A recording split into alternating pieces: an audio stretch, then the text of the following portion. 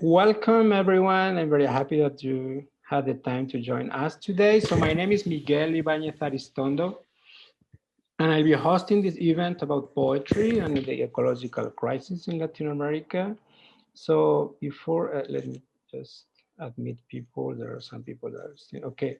So before we start, I would like just to start by thanking the Latin American Studies Program for sponsoring the event and Santiago Acosta for accepting my invitation to share with us today his work and his reflections about the relationship between poetry and the environmental crisis. So it's a great pleasure for me to introduce today Santiago Acosta. He's an American-born Venezuelan poet living in the United States. He holds a PhD in Latin American and Iberian cultures from Columbia University and is currently a lecturer of Spanish literature and language at the University of California, Davis. So his work specializes in the intersections of aesthetics, politics, and nature in Latin America, with a focus on Venezuelan literature and visual cultures, and engages with debates in the environmental humanities and the climate justice movement. So Santiago is also, in addition to this like work, which is more related to his research, he's also, as I was saying before, a poet and is the author of four poetry books. In 2018, he won the José Emilio Pacheco Literature Prize with his latest collection, El próximo, desierto, en Ciudad y Naturaleza, in Guadalajara, Mexico, which is the book that he will be presenting today. In this presentation, Santiago will read examples of his poetry and discuss the images and the background and experiences that inspire this book in the current context of the ecological crisis. So please join me in welcoming Santiago Acosta today. And I'm very happy that you are here, Santiago. And now I think you can, yeah, you should be able to share now the screen, right? Okay. Yeah. But I'm not gonna do it yet. Okay. Okay. In a few Sorry. Yeah. minutes. So okay. Yeah. Okay. So I give you the floor. You can start. Great. Yeah. So you tell me about the time. It's I think we're starting right on time. So if I'm, Yeah. you just let me know Okay. how Yeah. much we have I will left. check the Yeah. time. Okay. So yeah. No, I also want to thank the Latin American Studies program for organizing the talk and well, I want to thank you all of you for being here on this crazy day as we wait for the results of a even crazier presidential election. And thank you, Miguel, for inviting me and for giving me the chance to present my work here. And I've been looking forward to this and excited to hear your thoughts and questions. Yeah. So today I'm going to say a few things about my book, El próximo desierto, which I have here, or The Coming Desert, which would be the ideal translation to English for me.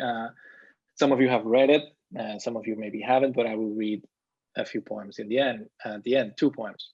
So I'm going to share with you some of the ideas and maybe intentions that are behind the book and some of the questions that made me or led me to become interested in trying to write poetry about the subject of ecological crisis and the history that led us to this point. Right? And I'm also going to say a couple of things about what is my conception of poetry and what I think that poetry and art can do, if they can do anything in the face of catastrophic climate change. Right? Maybe we can together find ways of explaining its relevance, right? What relevance it can have today. And well, as I said, the last part of the talk, I'll read and comment 2 poems from the book.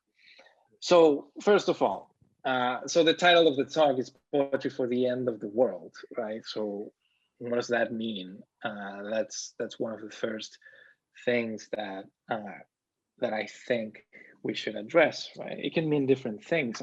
We usually hear this phrase. It's a very common idea, especially now. We also hear the end of the planet, right? Which means something different. When we use planet or we use world, to me, they mean completely different things. Planet is more of a scientific term, an astronomical term too, that it's used a lot by environmentalists because they want to highlight ideas about the Earth as something that is alive, as something that has an exceptional position in, in the galaxy or whatever, in the solar system, because of its habitability, because of the fact that it's the only planet we know that has a biosphere that has life. So if we say the end of the planet, we mean the end of life, and usually it means the end of human life on the planet. But it's not the end of the world. It's probably the end of the world for humans and for living things. But the end of the world is something different. World is more of a social term, a philosophical term. Refers to a way of experiencing existence, either collective or individual. To me, world is like a mental map, right, that we can use to understand existence, that gives us some idea of stability, some assurance about who we are, where we live, where everything's going. And a lot of this mental map is aesthetic, right? Is a feeling, is a way of seeing. It's made of sounds, made of textures, colors. So world is a different thing. Is a way of experiencing existence. Right? So what I'm getting at is not simply a distinction between these things, but between these two ends, right? But something else, right? So one thing is the threat of the end of the planet that produces a kind of end of the world and a breakdown of this sense of certainty. And I think that the end of the world might also reveal that there was never a stable world. There was never such certainty. And the balance was always incredibly delicate, and the human activity is what threw everything off balance. Not all human activity, but a specific kind of human activity that's related to profit, to the reproduction of value, and we can talk a bit more about that later. But in what I mean by the end of the world is the end of this idea of certainty, of stability, of this sense of assurance that we have a hold on existence, right? That has changed. To me, that has been completely wiped off the map. History is no longer human history. It includes everything, all kinds of non-human actors, animals or petroleum or the climate. Those things also make history. Hurricanes, radioactive waste, whatever. It's not even clear anymore where the human ends and the non-human begins. There's also a lot of uncertainty about the future. It's a kind of blackout. We don't know where everything's going. We have maybe some ideas, but it's not that clear anymore. And there is an urgency to come up with a new idea, to make a new world, right? So that's something bad and something good about the end of the world. It can be something positive too, right? So these were some of the ideas that I had for this talk. This was some of the things that I've been thinking a lot about and that I think create some kind of background for the book. These were things that I was thinking a lot about when I was writing this, and I thought that maybe poetry has a way of intervening in this crisis, in this idea of end of the world. And my work as a researcher and in academia also relates to subjects like this. And as Miguel said, I'm also a lecturer at UC Davis, and I work with Latin American culture. My dissertation is about Venezuelan culture and economy and the ecology of oil. As you know, Venezuela is an oil-producing country. And one thing about this dissertation, about my courses, is that I'm interested in exploring the idea of ecological crisis, but from a different historical perspective. That's not the regular perspective that we see every day in the news or hear about in the US. I'm interested in the view from the other side, from the other side of the crisis, the one that receives all the impacts, that received the history of colonialism, the negative impacts of modernization, globalization. And from there, we can see how these historical processes are, like colonization and modernization, are part of what created climate change in the first place. And this is these ideas and this all these theories that I read for my dissertation, and that we can talk a bit more about that, is probably, I think, the single most important influence in the book. It's not necessary. I didn't necessarily have literary influences. I did, but the most important influence was the theory and everything that was happening at the moment. Even the news were a heavier influence than literature or poetry to me, right?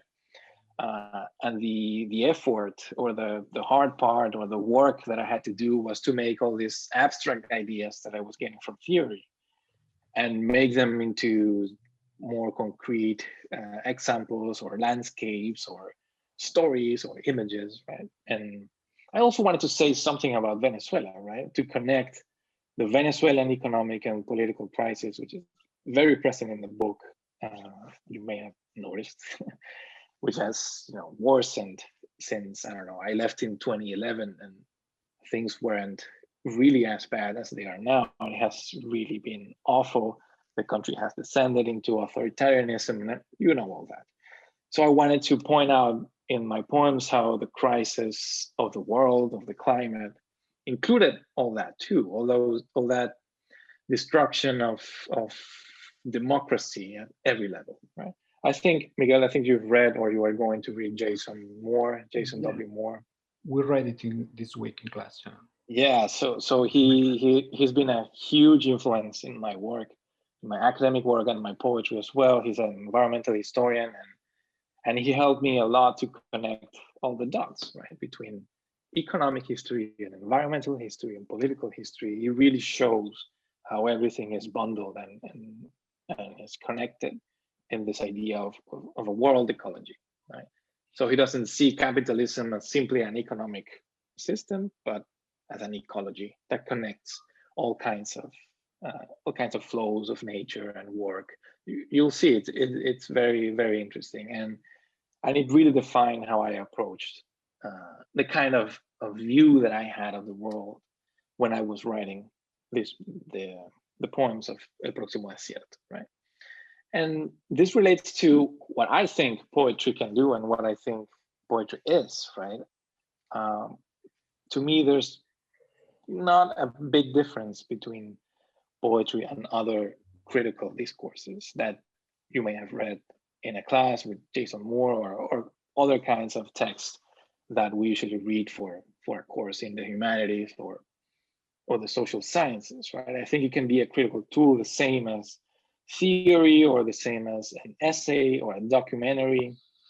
I don't think poetry is that far from all this, and it has a different way of tackling these issues. It has its own way and its own power to delve like deep into this experience of the world, and it can take advantage of everything that science has done, and it can engage with dialogues that are happening in philosophy and other kinds of disciplines. To me, poetry can be another tool to kind of decipher or kind of figure out what's happening in the world and what the ecological crisis is and how it came about, right? And maybe this is going to be a drastic jump, but it just came to my mind that usually people ask me a lot about what can poetry do, right? It's not just about interpreting the world, we also need to try to change it, right? So what is the contribution that poetry can make? Or what is the relationship between poetry and activism? What is the point of writing all this? And what can poetry offer? And this is a tricky question, I think.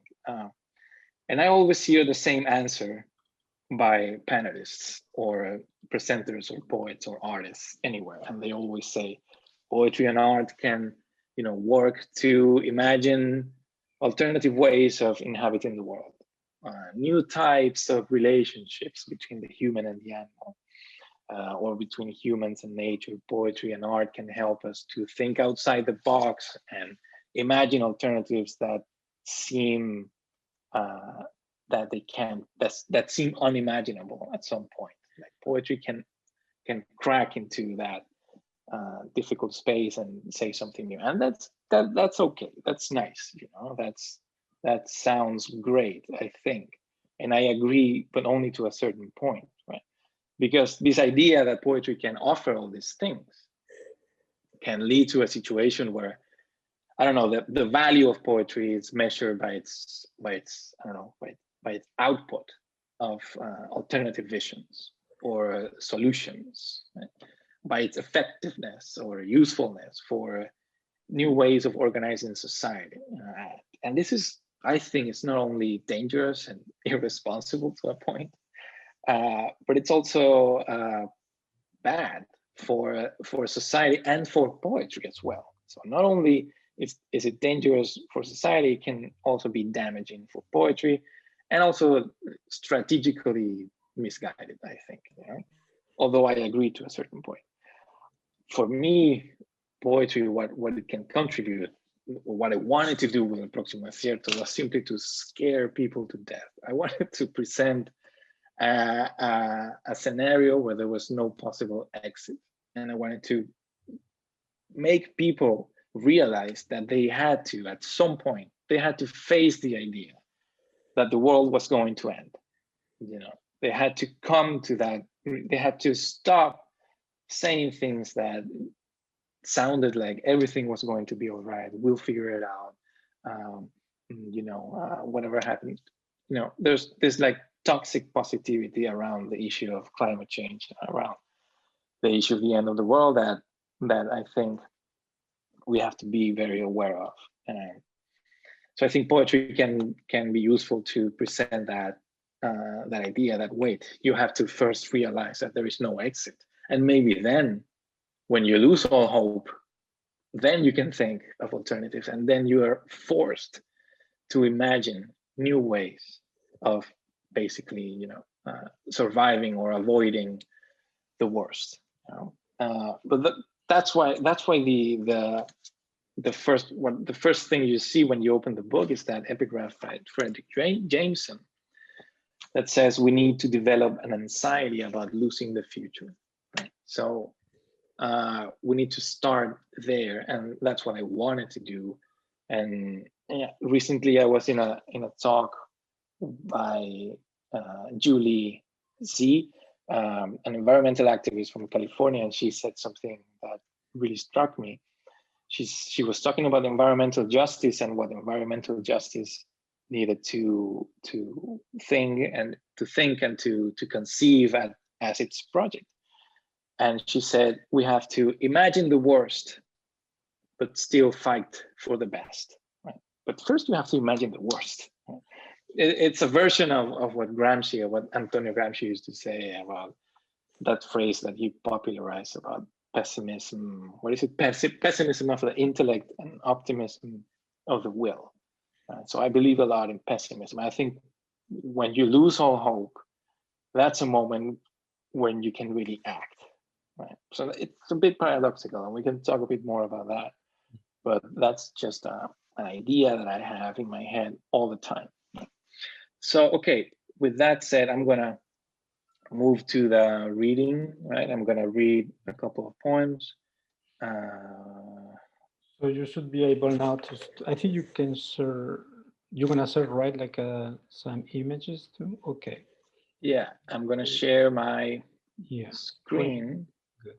Just making sure that everything works here. There we go. Yeah, so right. We are, we see. Okay, so now this is just like the flyer of the event. I think you should be able to see. Okay, so Dead Horse Bay is one of the poems that you read, and it's the third poem in the book. Dead Horse Bay, I'm just going to tell you, it's a fascinating place with a very complex history. I visited it in, I don't know, like 3 years ago, 4 years ago, and it really stuck with me. It's an incredibly beautiful and terrifying place, right? This is just a map so you can see where it is. Where I lived in New York, and all the way down south in Brooklyn, it says Glass Bottle Beach. That's the name of the beach, but the bay is called Dead Horse Bay. Basically, it used to be a dump. It used to be a place where all the trash in New York City ended up. Right? But it was also a place where people lived. There were villages of workers and immigrants that lived there and worked with the trash, with the waste. And there were also factories and processing plants and rendering plants that were active there. And so people worked in these plants and lived there in the trash, right? Some of these immigrants were Polish or Italian or Irish, and others were just, Black families from New York. And the tasks that they worked on were divided by social rank, and Black families got the worst part. Black families were in charge of turning like dead fish into oil, for example, which is like the worst you can get. Right? So there's already a lot happening here. There's a history of waste that's entangled with the idea of disposable environments and disposable lives, and the history of urbanization and the expansion of New York, right? After it was, okay, so one of these plants, as the poem says, was a glue factory that got all the dead horses from New York when horses were used for transportation. Some of these horses just dropped dead in the middle of the street. They took them to Dead Horse Bay and they turned them in those factories into glue. That was one of the first stages of the area. Then, of course, horses became, people stopped using horses and cars became more popular. So the place turned into a landfill, right? So that's another stage, another life that the place went through, right? And then that landfill closed in the 1930s or 50s, I don't remember well. And in the 50s, the landfill burst open and all the trash came out and started spilling into the ocean. So now you can go and you can visit this place and you can collect the trash, the 19th century and early 20th century trash that is just bursting out of the ground and into the ocean. And you can go and collect it, you can keep it, it's yours, right? And there's already a debate in New York about what to do with this place, what to do with all this waste. Is it waste, or is it a piece of history? Should it be cleaned or taken to a museum? Should the beach become a museum, like a kind of ephemeral museum that would, eventually disappear and be washed by the sea? That would be interesting. And in August 2020, the National Park Service closed about half of the area because they found radioactive contamination. So another stage in the life of Dead Horse Bay. I was fascinated by all these questions and how all this history is piled together. When you go there, of course, at first it's nothing. It's not exactly paradise, right? But then you look closer and you find all the remains from these past times. These are all 19th century bottles with beautiful colors, and some of them are intact, and you can take them. Here they are covered in seaweed. That's just some kind of floating device that was there. And I went there and I took all these photos, and I was really struck by the place. It's a beautiful, haunting place. And I don't know, it stayed with me, and I decided to write this poem that in a way represented this idea that all these histories can come together in an environment. A landscape is made of layers from different times, and from different historical situations that are related to violence, to exclusion, to urban expansion, to modernization, to pollution. And that can happen. And when it happens, I think it's beautiful, right? in a kind of twisted way. So here's the point. I think I'm just going to read it. Good. Okay, so for this one, you will read in Spanish because I'm going to read in Spanish. There's no English translation of this one. The second poem that I'm going to read does have an English translation. Good. But this is just in the original language, right? Okay. So Dead Horse Bay. Una mañana salí de mi casa y tomé el Q35 hacia el sur de Brooklyn. En el teléfono, la trayectoria azul me indicaba cómo llegar a Barren Island, una península artificial asentada sobre un antiguo vertedero de basura. Me bajé justo antes del puente que conecta con los balnearios menos visitados de Queens. El sendero hasta la bahía era estrecho y boscoso. Tenía frío, pero estaba lleno de deseo. Una roca circular sobresalía entre la vegetación como el único indicio de un molino de trigo construido por colonos holandeses en el siglo XVII.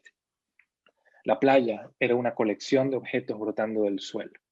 Innumerables botellas, harapos deshilados, suelas de zapatos, fragmentos de juguetes, armazones oxidados y cubiertos de sargazos. ¿Qué había venido a buscar entre la basura? ¿Qué estaba haciendo en este lugar, cortándome los dedos con los desechos de otro tiempo? 2. Las botellas verdes, las botellas color ámbar, las botellas cristalinas, las botellas rotas. Las botellas de cloro, las botellas del siglo XIX, las botellas del siglo XX.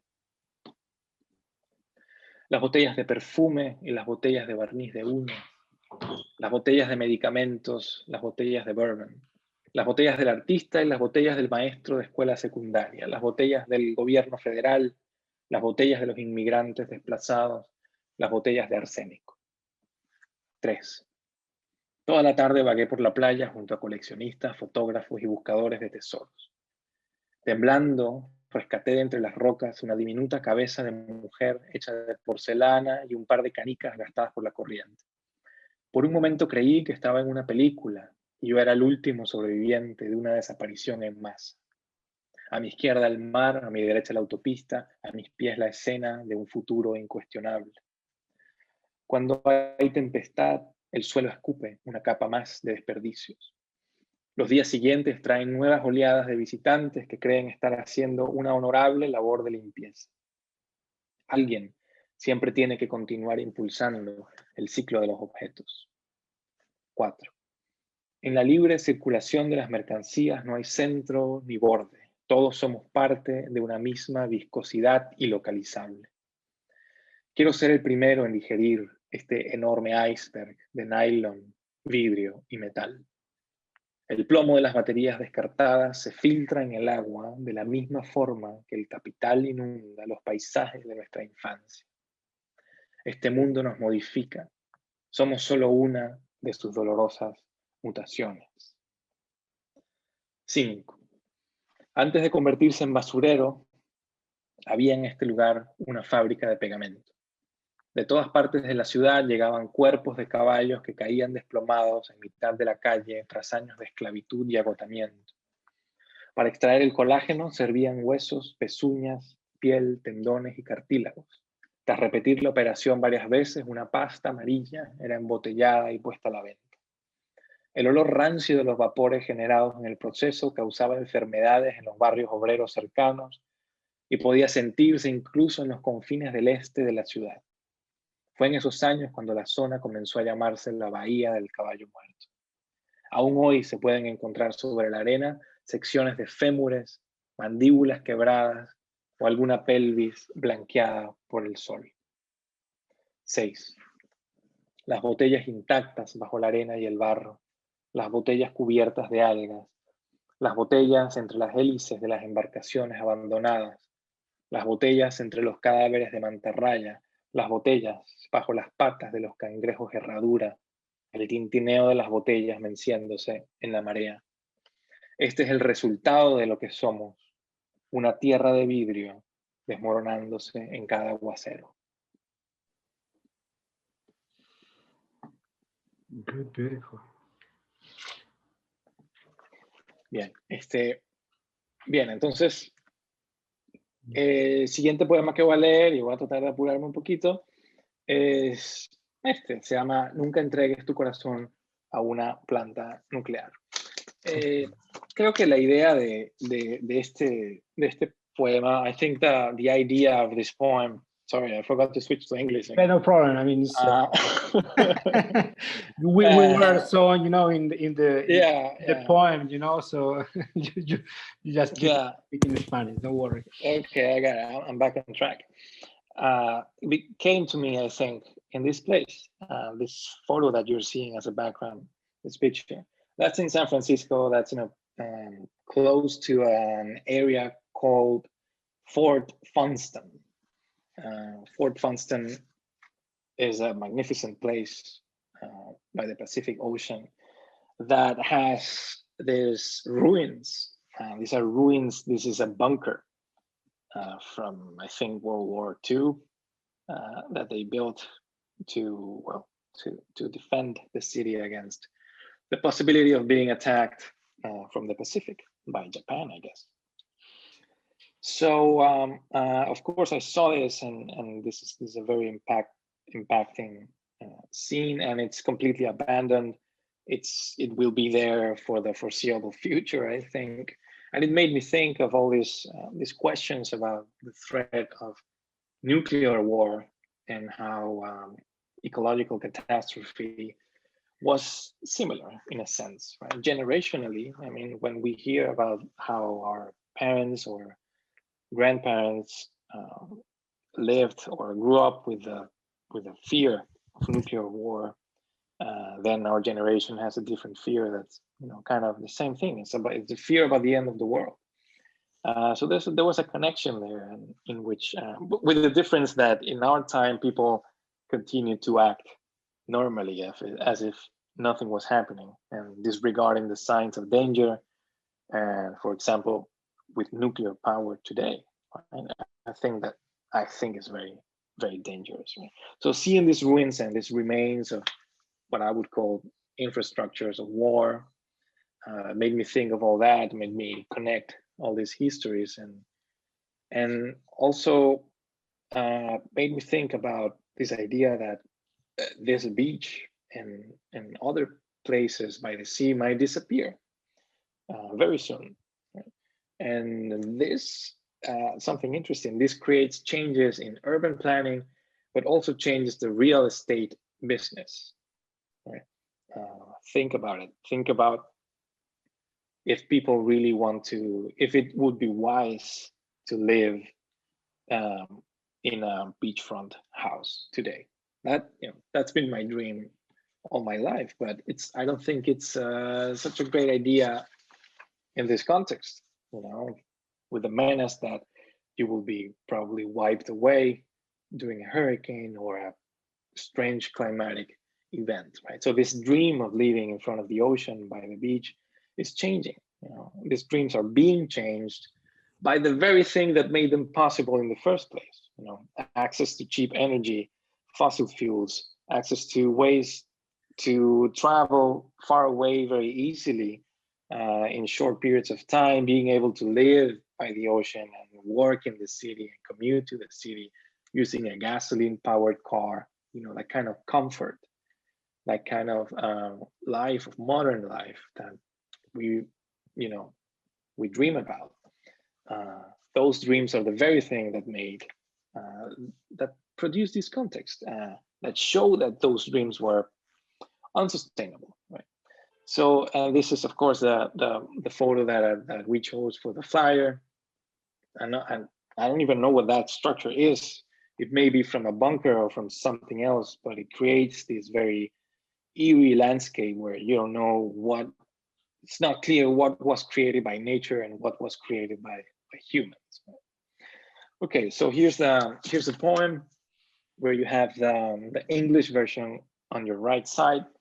This was translated by the Women in Translation Project at the University of Wisconsin-Madison, and is going to be part of a bilingual anthology that will be published in Spain next year, probably. Good. And if I remember, what is the first poem of the book, right? This is the first poem in the book. Yeah. That's right. And the shortest one. Okay. So, nunca entregues tu corazón a una planta nuclear. Ya los bares están cerrando. Desde la ventanilla del taxi que me lleva de vuelta a casa, veo las luces de la ciudad reflejándose sobre la bahía. A mi derecha, apartamentos de lujo completamente vacíos. Ya nadie sueña con vivir cerca del mar.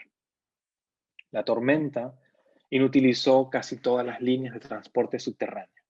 Largas filas de tractores procuran en vano recomponer los túneles deshechos, pero la sal no deja de hacer su propia excavación en el acero de los refuerzos y los rieles. Sin embargo, la gente continúa bebiendo, haciendo amigos y enamorándose sin control, fumando irresponsablemente en los balcones mientras bajo la ceniza colapsan las redes urbanas. Muchos aseguran que no hay nada que temer, que los acontecimientos han sido exagerados por los noticieros y la ansiedad general.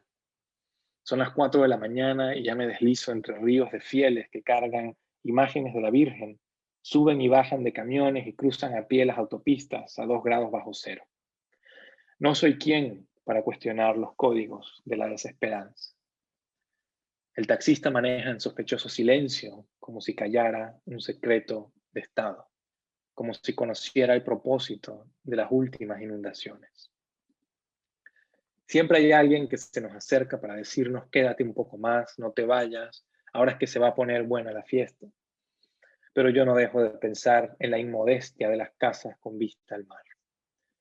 Quienes habitaban las costas de Fukushima durante la Edad Media colocaron por todo el terreno tabletas de piedra con advertencias precisas: no construida en esta costa, riesgo de tsunamis. Hoy las corrientes radiactivas han alcanzado las playas de California, México y Perú. La gran zona de plástico del Pacífico ya comienza a disolverse por la acción de los isótopos. A las oficinas del gobierno llegan cientos de familias afectadas por la misma radiación que hace relumbrar las tripas de los peces. Los televisores de la sala de espera transmiten imágenes de una nueva refinería inaugurada cerca de la frontera. Las llamas de las antorchas han sido borradas digitalmente y ahora la refinería se alza inocentemente contra un cielo perfectamente azul. Nadie nota cuando la embajadora pasa frente a todos arrastrando un saco de tubérculos cubiertos de alquitrán. El conductor del taxi acelera, dejando aún más negra la larga noche de la crisis. Subo el volumen de los audífonos para atormentarme con los sintetizadores y el bajo. No quiero escuchar los quejidos de mi vientre intoxicado. Ya nadie sueña con despertar todos los días frente al mar. No me importa llevar en las tripas el parásito del desaliento. Las playas harán combustión para despedirnos.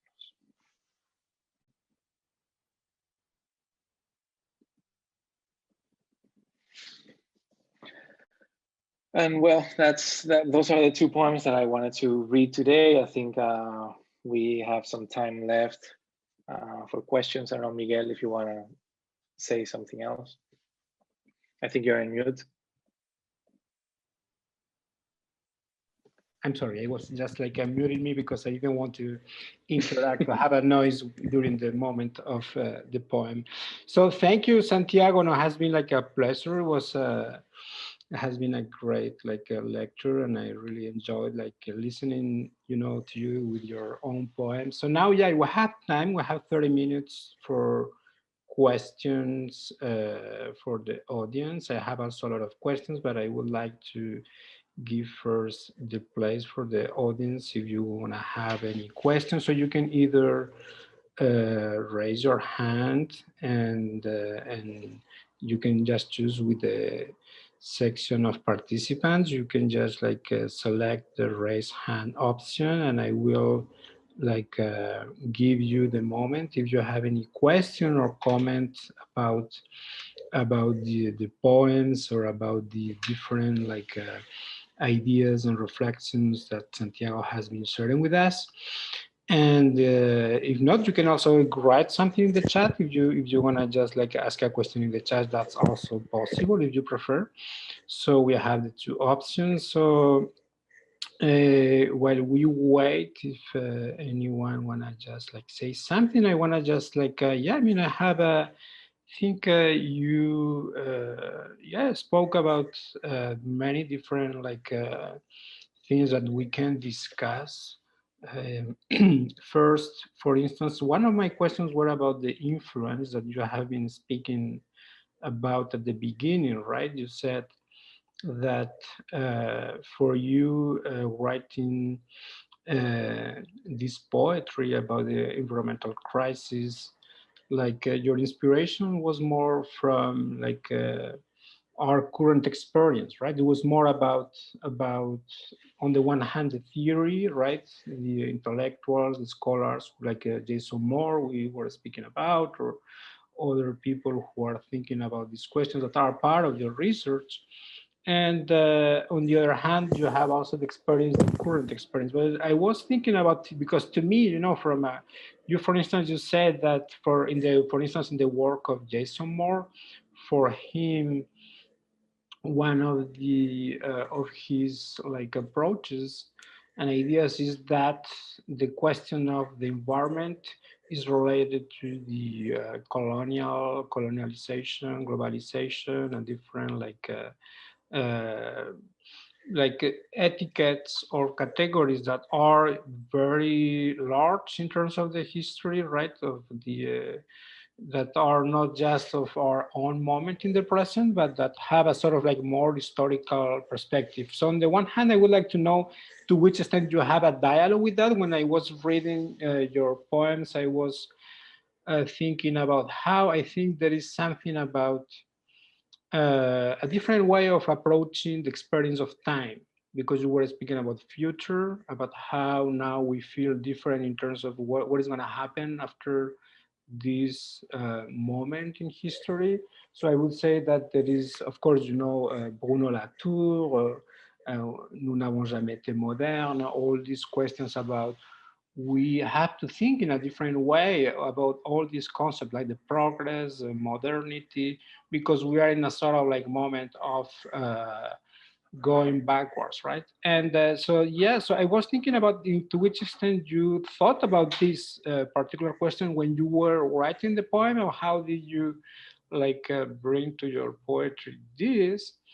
And the other question is also about yeah, because I mean, to me, maybe this for you, I don't know, maybe you didn't like think about it in your poetry, but also for someone like working on medieval or early modern, for instance, the topic of the end of the world, right? It's a very important like question, because it's a big deal in the Christian tradition, right? In Apocalypse, many other narratives. So my question is, maybe you didn't think about it and you don't have to just develop, but how do you think, I mean, do you think it's very different, like how we think today about this idea of the end of the world and previous generations? Maybe it's less religious. We are more like connected to an idea that is more scientific, or I don't know. So what did you think about these issues?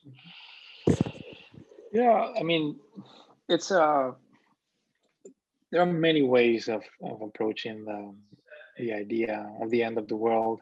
It can be, as you say, it can relate to scientific discourses, or it can come from cultural um, uh, explanations, or from cultural production and ways of imagining what could happen, or what would have to happen for us to claim that the world is ending, right?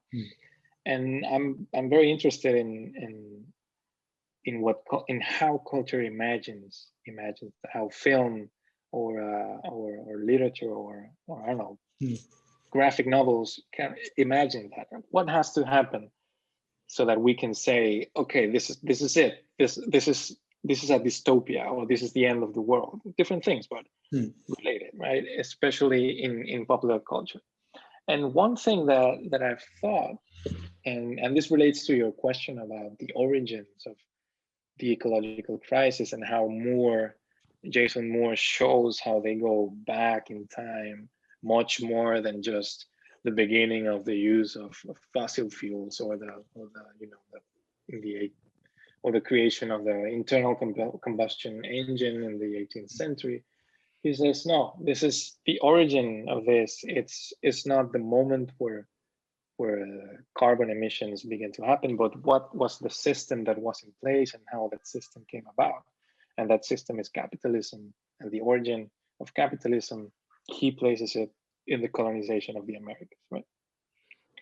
So if we look back to that moment, we find an end of the world right there, which is, the colonization and the genocide and the destruction of whole cultures, of entire millions of indigenous peoples and ways of seeing the world. Those worlds ended at that point. That's a way in which the world can end, and in this example is at the beginning of the world that we know, that we experience, right? And so when I think about this dystopias today and how culture and film present this, horrible scenarios where something happens in New York, or something happens to a white suburban family somewhere, and some virus hits or whatever, right? I think, this kind of dystopia, what it's really about is what happens when white people suffer what Black and brown and indigenous people have suffered since always, right? So when that destruction, when that kind of apocalypse, when that kind of end of the world like spills out from the area of, from where it's always happened, Black and brown people, indigenous peoples, then we start seeing these dystopias becoming more common, right? When the threat of, wait, this could happen to white people, this could happen to us, that's like a contemporary dystopia is basically that. If you think of Handmaid's Tale, for example, it's that, systematic rape or control of reproductive rights and all that, something that Black and brown women have always experienced. And then the Handmaid's Tale is, a dystopia because it happens to white women. Now, I'm not saying it's a bad TV series or anything like that. I'm just, trying to see what are the things that happen that can make us think that this is a dystopia. Right? So that's why many of my influences in this book come from theory and come from things that are not necessarily literary, also from film, or even from music, from ways of saying, from ways of seeing that are not kind of boxed into this typical genre conventions related to poetry. Some people have asked me, a lot of people have asked me, why is your book poetry? Why is el próximo desierto poetry? If it's like this kind of weird tone that sounds almost journalistic at some point during, a lot of the book. And I really, sometimes I don't even know what to say, because to me, poetry is very hard to define, and it's not necessarily one thing or the other. So I don't know, those are some of my thoughts. And I'm more interested not only on, about ideas about the end of the world, but this idea of the becoming weird of the world, the becoming unrecognizable of the world. That's a kind of an end of the world too.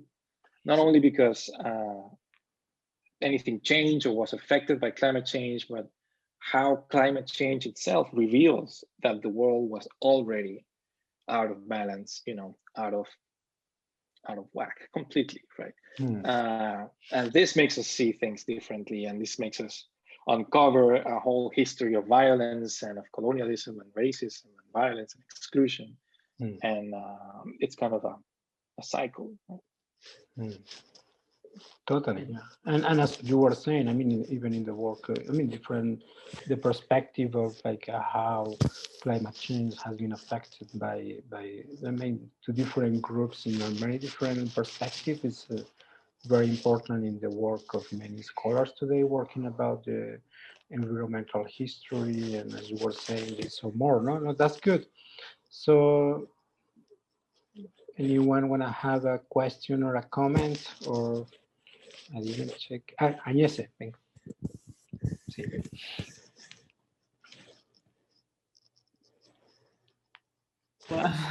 No. Hola, Santiago. Hola. Hello. So, well, thank you for your talk. It's very timely. So when I was listening to you, I was thinking about Zizek and the Perverse Guide to Ideology. So in this Slovenian philosopher, it's a very weird, right, film, and there's a scene in which he visits the dead cemetery of airplanes in the Mojave Desert.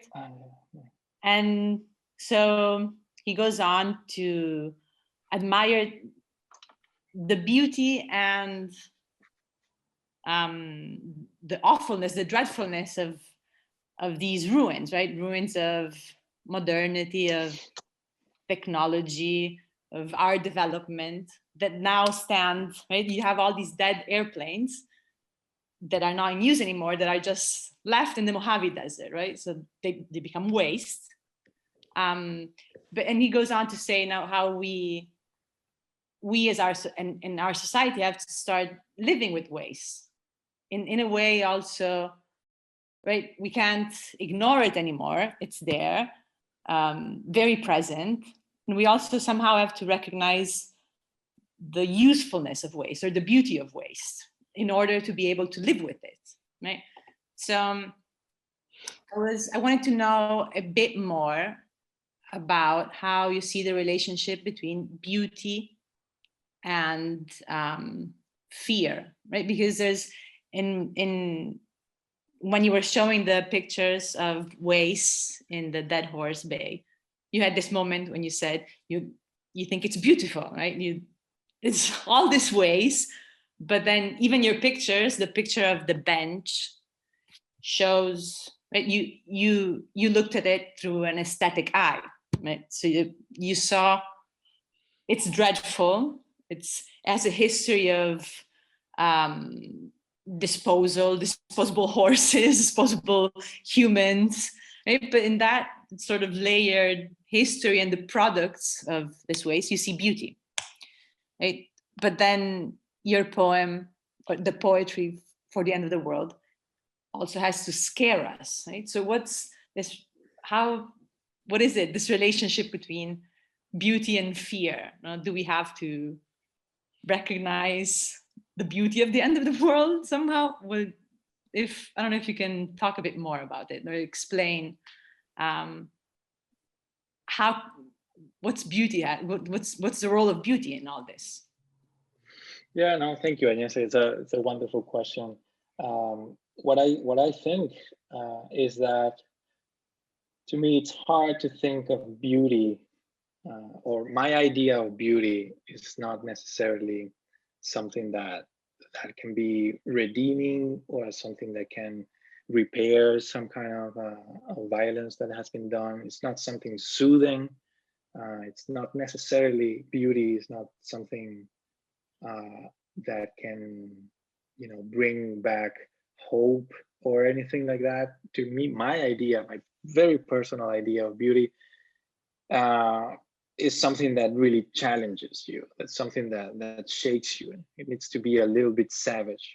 It needs because otherwise it doesn't change you. Right? So my first experiences with real beauty were not necessarily watching a sunset in a beach or anything like that, but reading literature and going through all these stages where something terrible can happen, and depending on how you look at it, or something, or how the writer or how the novelist or the poet describes it, and what he does, what she does with it, then beauty can emerge. So to me, the concept of beauty is complicated and in itself is very contradictory. And I don't see it as a tension. I don't see beauty and fear as a tension. And it's very hard for me to distinguish between beauty and the sublime, right? And I think that's part of what you were asking. How do I see? Am I talking about the sublime, about something terrible, something that shakes you, something that moves you? Am I actually? I mean, would I be? Maybe I'm thinking about that and not about beauty. And no, I think beauty is that. I think they are part of the same thing. But also, I see that in your question, you're wondering like, how do I deal with this history of violence and colonialism and exclusion when I'm writing a poem, or when I'm taking a picture that I think can be aesthetically pleasing in a way, or aesthetically that does something, right? And is there a contradiction there, or is there a problem when we try to aestheticize these troubling histories? And that's a very valid question, and that's a tension, but that's a tension between art and between aesthetics and the world, and not necessarily between beauty and fear, or between beauty and the terrible, right? So yeah, another thing is you know, this fascination with ruins and with the ruins of modernity can often blind us to the history of violence and of decay and of failure that's behind those ruins. We take a beautiful picture of a building that's falling down, but then we don't think about maybe the people who lived in that building, who died, or why that building was built there and who was displaced by that building. So there's this great book by Anne Stoller called, I think it's called Ruination. And she says, well, we shouldn't maybe talk so much about ruins as a static thing that we can appreciate, or that, you know, creates all these kinds of aesthetic questions and commitments. But we should think about ruination, about a global process of ruination that is entangled with colonialism and with violence, and that produces, that leaves behind all these ruins that are not only physical, or not only in buildings, but also affect the lives of people. Yeah, I think it was an excellent question, and I mean, I was thinking about that you were speaking, right? Like Agnés's question about beauty and fear. And when I was reading your poems, I was thinking also about, because when we think about beauty, to me, in general, as like you are addressing a problem with deals with nature, is, I mean, beauty is connected from the beginning of, like, if you want, of like Western culture to the idea of nature, to the paradise, right? From the medieval period until now. So I think that when I'm reading these like poems, I'm feeling like the problem or the tension is with nature. That when you used to speak about nature, uh, usually in literature, poetry, narrative, or movies, you have often like this idea of like sublimation, like something that you can, you know, provide, you know, to humans, like something, right? And here I think there is a new tension, and I was like very uh, I don't know how to express how I read your book, because because you are, as Agnès was saying, there is something that you see through an aesthetic eye, which is like this apocalyptic landscape that is usually would be very ugly, right? In terms of like what is like expected, right? But you are like trying to me to recomposing an idea of paradise or utopia that in a certain way has been lost, or I would say like for instance, if we think about your first poem, it is a lot about the layers, the sediments of something, right? And in these sediments, sort of a new aesthetic eye. So I don't know. I mean, to me, yeah. I mean, it's a comment. It's not a question that you have to answer. But I don't know if you thought about how do you address this idea of nature in dialogue with. I'm sorry because.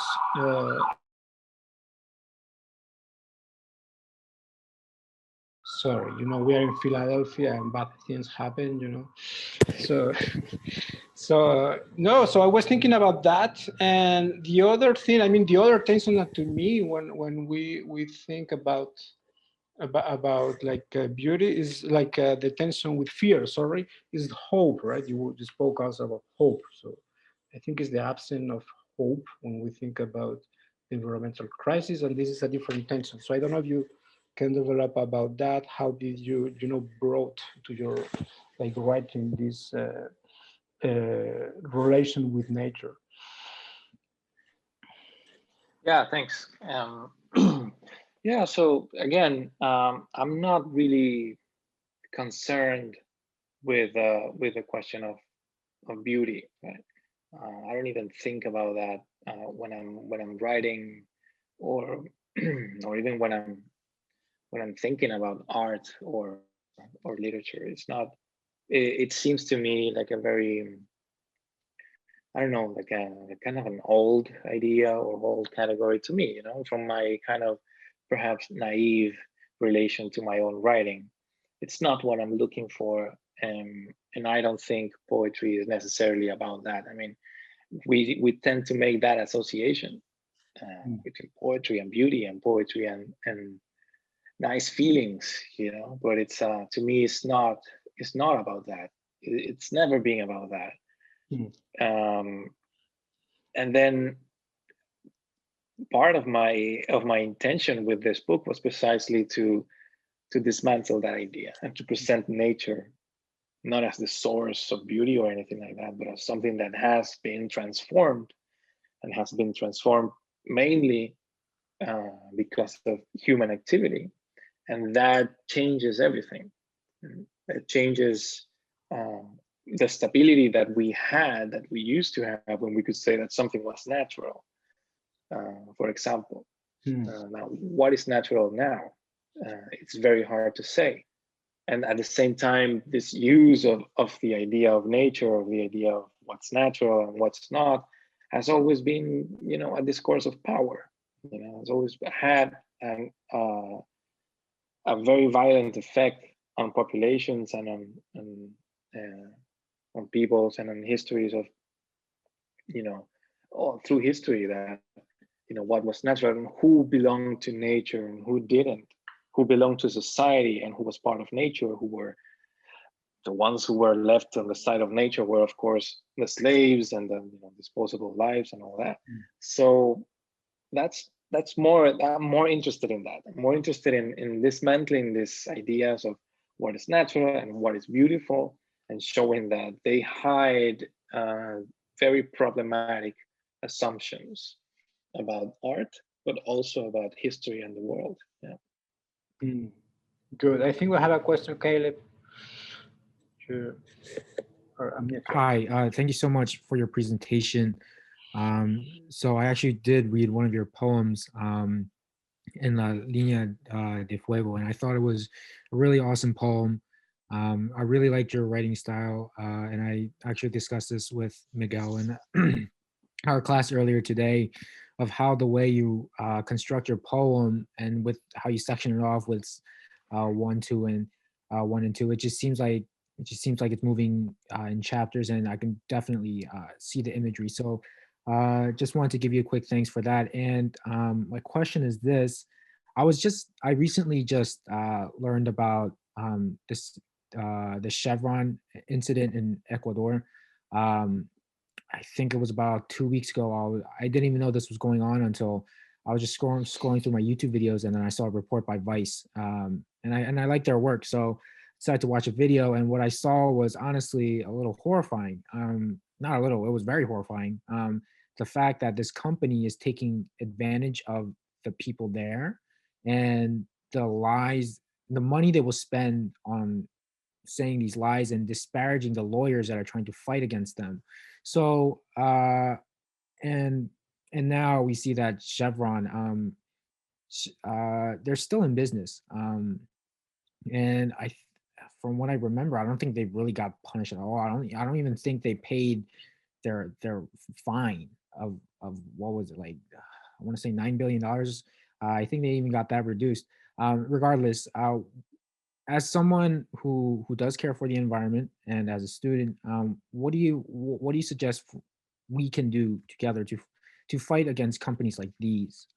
Always been taught that in a capitalist system, we as customers have the power in the fact that we don't have to buy their products, but Chevron being such a huge company, it affects every part of our lives. So I just want to hear your thoughts. And again, thank you very much for your time. Oh, thank you for your comments, Caleb. I'm very thankful for that. Yeah, well, about what to do and what you can do as students and as citizens, I think, you know, there are many ways of engaging in environmental justice, and they're not necessarily all about going into the front lines and you know, fighting against the police or whatever. It can be done from your discipline, for example. And in my case, that's pretty much how I see my own I don't know, my own way of acting, you know, with my students, in my writing, in my research, and of course in my relationship with my own community, right? So one thing you can do if you want to take another step out, you know, into the open field of the battle, is well to become acquainted with what's happening locally over there where you are. You know, what are the local struggles? What are the local people who are working on environmental justice? And what are the issues? What's happening? I mean, is there something happening? There's usually something about the water. It's usually something about the, you know, the Black neighborhoods or the Latino neighborhoods. It's usually something around that, you know, those fields. So you can contact the organizations and just ask, see, I want to get involved. I have no idea how, and I want you to teach me. So that's the best thing you can do. Not try to make your own thing and try to be the protagonist or something, which you can eventually, but start by, you know, following the lead of the people who are already doing the work, you know, because they need that. Good. Yeah, that's maybe other questions. Carlos, yeah. Hey, thank you, Santiago, for your presentation. I really enjoyed it. I wanted to ask you, because as you know, you presented and we read your poems. I was really interested about how you, when you talked about the bottles at the beach, and how you kind of connected the component of history about how old these bottles are and the component of history and ruins. And so I'm from Puerto Rico, and there's a tank that the US left on a beach in an island outside of the mainland. And that specific beach is praised as one of the most beautiful beaches in the world. It's usually in the top 5 every year that they you know, do a kind of a recap around the world.